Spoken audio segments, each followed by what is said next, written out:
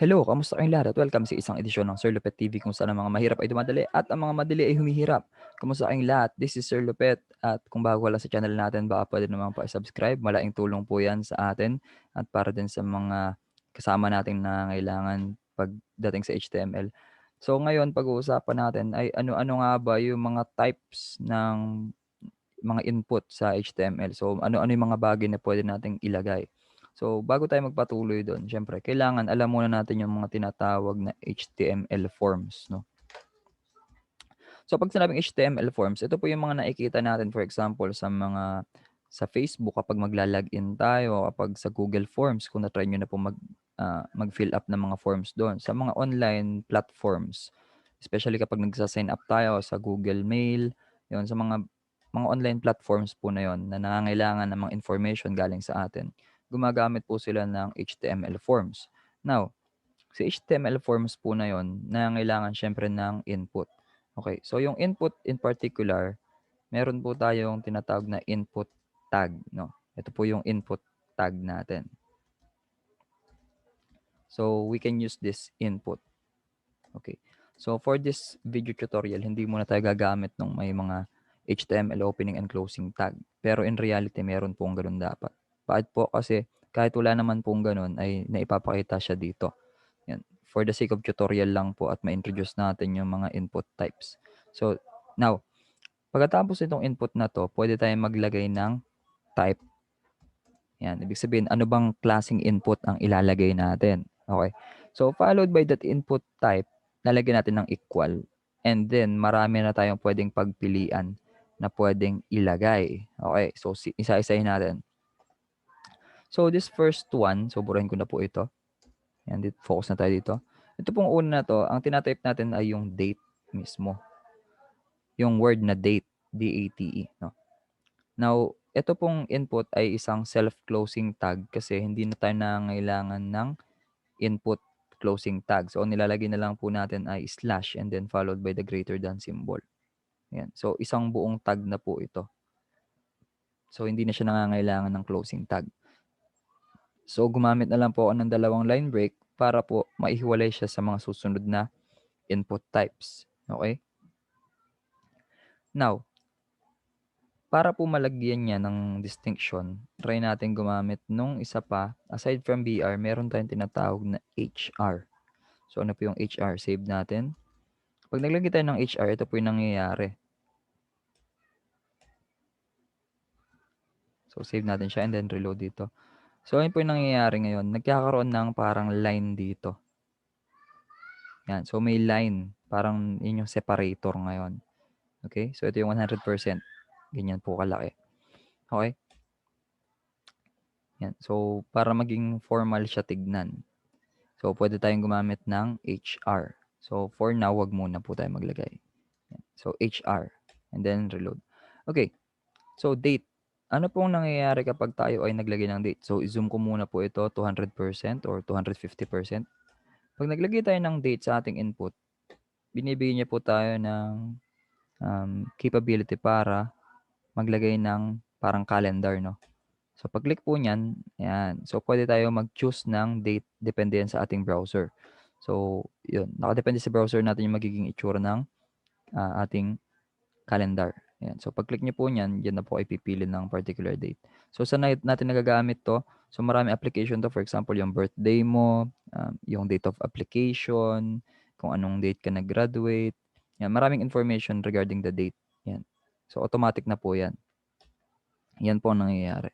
So, if I'm going to delete this, for example, delete ko yan and then save ko. So, ang consequence nun, mawawala yung mismong calendar natin dito for the input para sa date. So, undo ko lang and then save para bumalik. Okay. Now, ang gagawin natin ay we're going to proceed sa susunod. Okay. So, yung susunod dito na type naman ay yung range. So, yung range naman ay ginagamit yan typically kapag makikita nyo to sa volume mismo. Yan, sometimes sa volume or minsan naman sa zoom. Yung kapag if you want to zoom in or to zoom out. Yan. So, isa rin po natin nagagamit yung range. Okay? So, each time na i-reload natin yan, babalik siya dun sa gitna.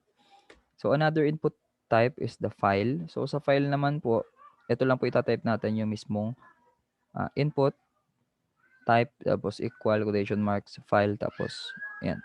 So, ito po, nagagamit naman natin ito if we want to attach or submit or upload something. So, choose file. Yan. So, pwede nyo i-click yan, choose file. Yan. And then, bubuksan nyo na yung folder mo. And then, dyan mo hahanapin yung saan mo gustong mag-submit. So, for example, submit natin itong channel photo. Yan. So, napansin nyo po, ang nandito pa lang ay yung mismong file name, including the file type. Pero yung mismong picture ay wala dahil basic pa lang itong ginagawa natin. So, wala pa yon. Okay. Kaya pag ni-reload mo, no file chosen. Okay. Introduction pa lang po kasi tayo. Okay. Now, after the file, pwede rin tayo maglagay ng password. Okay, password. Pansinin niyo po ito. Ang tinatype ko po ngayon dito, first, ito yung una, pangalawa, pangatlo, pang-apat. So, 1, 2, 3, 4. So, ito po yung password in particular. Okay, so yung password dito ngayon, tignan natin. Ang itatype ko po ngayon ay ABCD. ABCD. So, nakita nyo po, since password yung nilagay natin, so, ang naging ano niya dito is talagang hindi pinakita yung characters. Kahit numbers, 1, 2, 3, 4, hindi niya pa rin ipapakita. So, para po makita natin yan, try natin i-copy ito. Then, paste ko dito. Yan. So, napapansin nyo po, hindi niya pwedeng i-paste yung something na nandito dahil ito ay password. So, kapag kinopy ko yan at pinaste ko dito, so, ang pinapaste niya ay yung kanina, yung BR na ginamit natin dito sa code editor. So, hindi niya pwedeng i-paste yung password.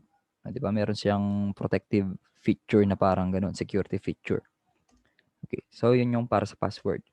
Okay, now, kung gusto natin maglagay ng text, so yun yung pang-5 dito. So, simple lang, dito, magta-type lang tayo ng, for example, ABCD, 1, 2, 3, 4. So, pwede tayo mag-type anything under the sun, basta may, ano yan, yung, yan o, yung kanyang mga characters na available sa ating keyboard, pwede dyan ilagay sa ating text. Okay, ngayon, ang susunod dyan, kung tayo ay merong text, pwede tayong maglagay ng simple value. So, ito po yung input type natin, di ba? The input type is this, then text. After the text, naglagay ako ng attribute name which is value, and yung kanyang attribute value ay lagay ko ay type here. Napansin nyo po, itong type here na to, yun din yung mismo nagre-reflect dito sa ating text para maging text box po. Ito no? Okay, type here. So, let's say, type your comment here. Let's say, for example, parang ganun. Type your comment here. Then save, and then reload. Yan. So, napansin nyo, ang nakalagay na dito is type your comment here. So, yan po yung nakalagay na ngayon. So, dito magre-reflect kung ano yung ilalagay kasi natin dyan. Okay? So, kung ano ilalagay mo after the value, yun po yung lalabas ito. Now, kagandahan po nito, pag click po natin yan, pwede nating burahin yan, syempre. And then, itatype na natin yung talagang gusto nating sabihin. For example, good day, welcome. Yan. So, pag reload natin ulit, yan, lalabas lang ulit yung type your comment here. Okay. So, yan yung sa ating input type. Okay. Now, aside from that, meron pa tayong isa dito, yung tinatawag naman natin na let's try using the text area. Tingnan natin kung ano to. Save. Yan. So, isa ring input yon yung sa text area. No? Okay. So, try natin. I think hindi siya dito no? So, yung text area po kasi ay pwede siyang ma-resize, no? I think hindi siya dito. Okay. So, sa susunod nating video tutorial to, i-input natin itong text area kung paano yon. I think hindi siya dito. Okay? So, hindi muna natin isasama yan.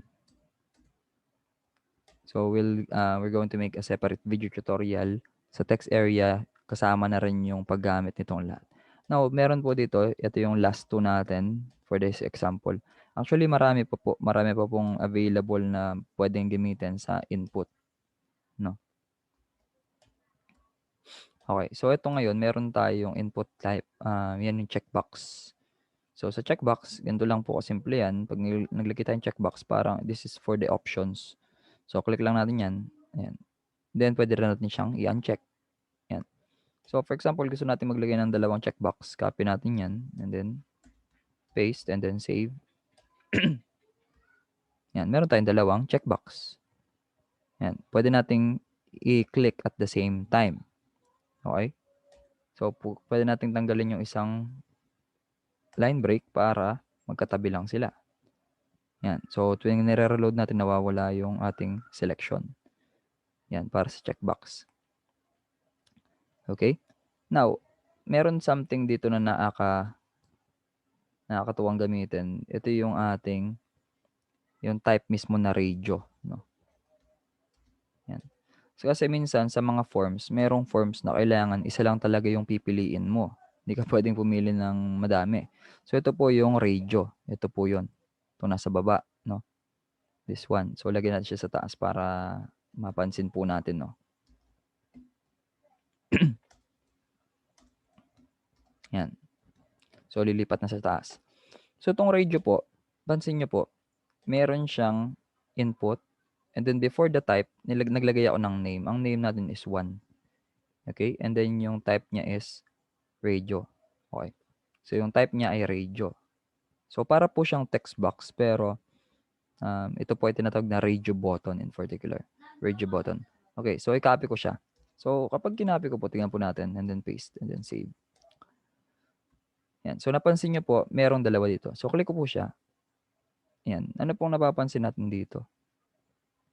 Kapag kinlik ko po dito and then kinlik ko dito, lumilipat, okey. So, ano pong ibig sabihin niyan? Ibig pong nangyari po 'yan dahil po yung pinili natin dito o yung sinet natin, yung name nila ay pareho, okey. So, alisin natin yung line break para tabi-tabi sila. Yan. For example, merong tatlong options. Yan, save. Yan. So, merong tatlong options. Sa tatlong options na 'to, dapat isa lang daw ang puwede nating piliin. So, para magawa 'yun, gagamit tayo ng, um, type which is radio and then lalagyan natin ng name na pare-pareho lang. So, 1, 'di ba? Pare-pareho lang. Yan. Kaya ang mangyayari diyan, isa lang po talaga ang pipiliin natin. Okay? Unlike sa checkbox, puwede natin siyang i-click lahat. Okay? So, if gusto po natin maglagay ng selection or choices na isa lang ang puwedeng piliin ng respondent, so puwede tayong gumamit ng name equals tapos kahit 1 lang po ang ilagay niyo na name niya and pare-pareho sila dapat. Okay? So, sa next video tutorial natin, ipapakita natin dito paano sila gamitin if gagawa tayo for example ng sample, Google Forms or um, sample na puwedeng, fill upan yung mga HTML forms na available sa mga iba't ibang online platforms. Okay, so maraming salamat sa lahat ng mga nakapanood ng video nito. If nagustuhan niyo po, paki-like and pa-share niyo rin po sa mga classmate niyo para marami tayong matulungan and subscribe na rin po kayo. And paki-comment din po ang inyong mga suggested video tutorials. Maraming salamat. This is Sir Lupheht na nagsasabi na sa bawat problema merong solusyon. Dapat tayong maging solusyon para iwas konsumisyon. Maraming salamat. Ingat nasan ka man. God bless you and thank you.